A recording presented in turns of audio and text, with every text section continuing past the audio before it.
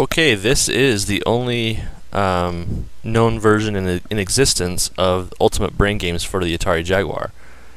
I'll get into the history and how it came to be in a few minutes. Here we're just going to go with the standard chess layout. These are all options you can choose on your way up, leading up to the game. Right here you can change your controller layout. However, I don't think it actually takes. The controller layout seems to be the same no matter what you change there.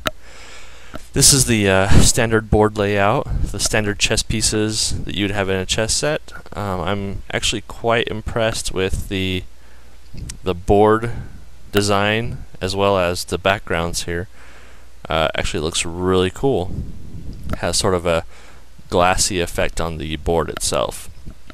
In the options leading up to the game, I chose to be the first player, so I would take my turn first, which is why I went first. And when it's your turn, one of your pieces will flash, and then you can go ahead and move your board around, or your pieces around the board as you would in a normal chess game.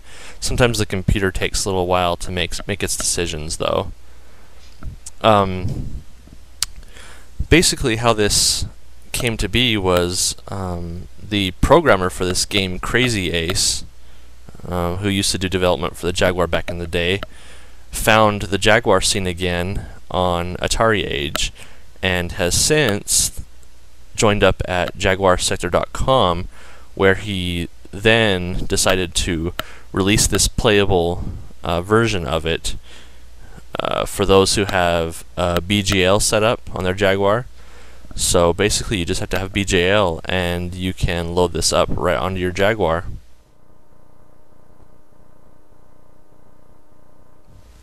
There are a lot of features missing from this game, but that's because the game was never finished, as far as I know at least. It was supposed to have been released or published by Telegames, but it never got to that point. This was a highly coveted game for the longest time. People wondered what happened to it, and then finally it just surfaced with CrazyAce. So I'll show you some other options in here. I had to reboot the Jaguar in order to reload the game. You can't just exit out. We'll go into the same options, except this time we're going to choose the alternate layout for the chess pieces. As you can see here, they're a little more colorful. They actually have some character to them, the chess pieces, that is. Almost like a battle chess type thing, except without the animation.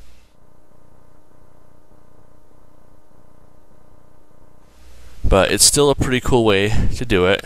Pretty cool design. I enjoy it. Again, the CPU is taking its sweet time trying to move its pieces. What I think would be great is if CrazyAce was able to create something else with this, meaning progress further on in the design and the development, and get us something a little bit more complete. However, this is really cool to see, and I'm sure happy with it anyway. We'll reboot the Jaguar again. And this time we'll go into the checkers. Basically you can do checkers and chess on this version. And so again we'll show you the standard checkerboard. However, in this one the player doesn't actually get to play. That feature was never implemented into this build, and so it's really just the CPU versus CPU playing here.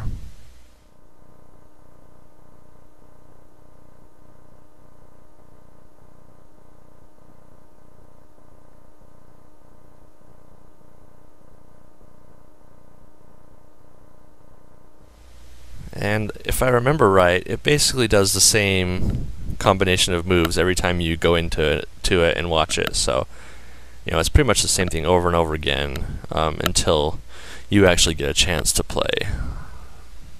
Here we'll go back into the checkers and see what other options we have. We'll just go straight into the CPU versus CPU, which is, I believe that's what that is. And here we chose, by selecting the B button on that last screen, we chose the alternate version, which is frogs.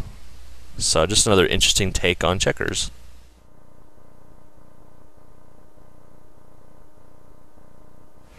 And as I said, if you remember the last game of chess that the computer played against itself, it seems to be doing the exact same moves. So that just confirms my thoughts on that it just does the same thing over and over again.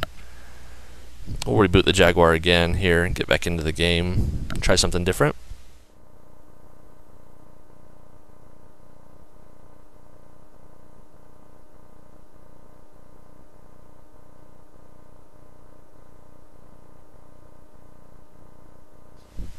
I'm just trying out some different options here. I don't really know, if any of this makes any changes. I tried instead to go player versus player, and it doesn't look like it gives me that option here as well. It looks like it's just the CPU playing, because none of the pieces are flashing, which generally designates that it's your turn. So we'll just reboot it. Try a different option. We're just kind of flying by the seat of our pants, testing things out, seeing what works and seeing what doesn't work here. Backgammon is supposed to be available, but it's not in this build. We'll go back to chess and maybe try a different option. Here we can go player versus player and see what happens. And we'll try the alternate board style again. Okay, so it is letting me take the first move, so that's a sign of improvement. Okay, and it does let you have 2 human players.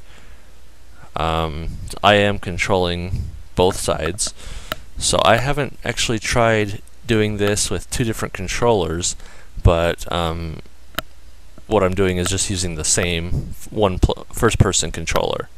So if you have a friend over or something, you could potentially play some chess on the Jaguar with 2 people. Just switch the controllers between the 2 of you.